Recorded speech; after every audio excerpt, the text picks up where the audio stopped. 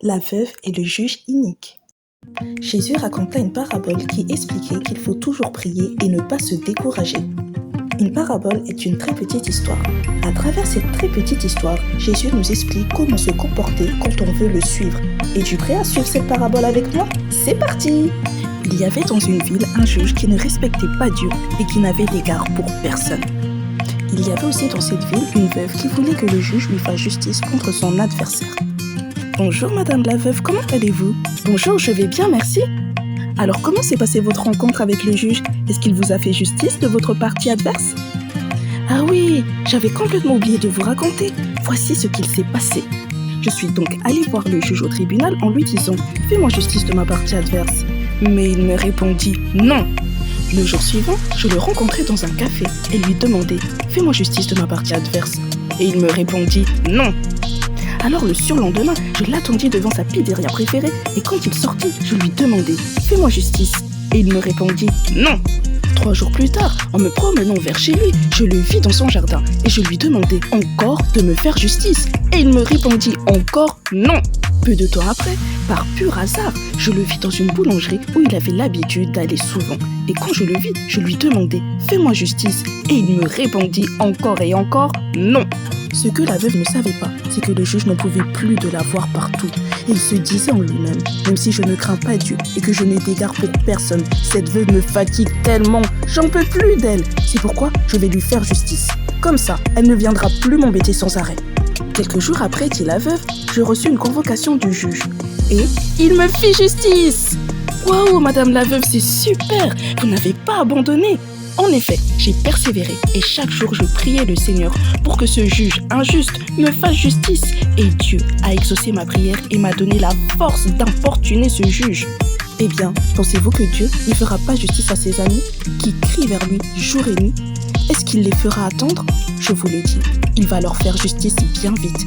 Oui, Dieu secourt ceux qui se confient en lui et lui font confiance.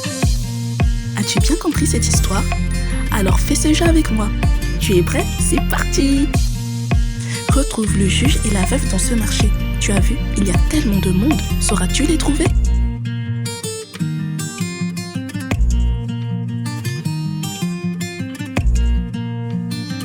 Voici la réponse. À présent, répondons ensemble à ces quelques questions. Pourquoi la veuve va voir le juge? Pour lui offrir une boîte de chocolat? Pour prendre un café avec lui? Ou pour lui faire justice?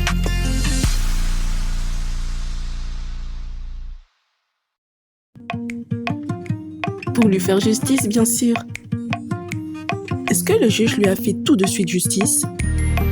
Non, malheureusement, le juge a refusé plusieurs fois de lui faire justice. Qu'a fait la veuve pour que le juge lui fasse justice? Est-ce qu'elle a prié? Est-ce qu'elle a prié et ne s'est pas découragée? Est-ce qu'elle a prié sans se décourager et a beaucoup dérangé le juge?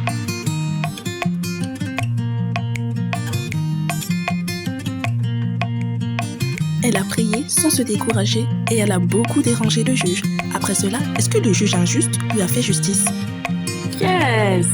Il en a eu marre de voir la veuve l'embêter sans cesse pour lui faire justice. À présent, lisons ce verset ensemble. Jésus leur dit une parabole pour montrer qu'ils devaient toujours prier sans se décourager. Luc chapitre 18, verset 1. Souhaites-tu suivre Jésus?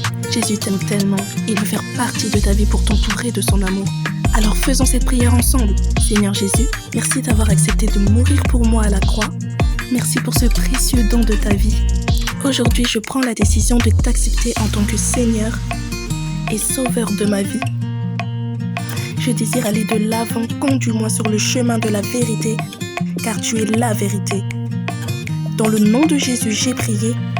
Amen. Merci d'avoir regardé cette histoire. Si tu ne veux rater aucune autre histoire sur Jésus, n'oublie pas de t'abonner en activant la cloche et de liker si ça t'a plu. Que Dieu te bénisse.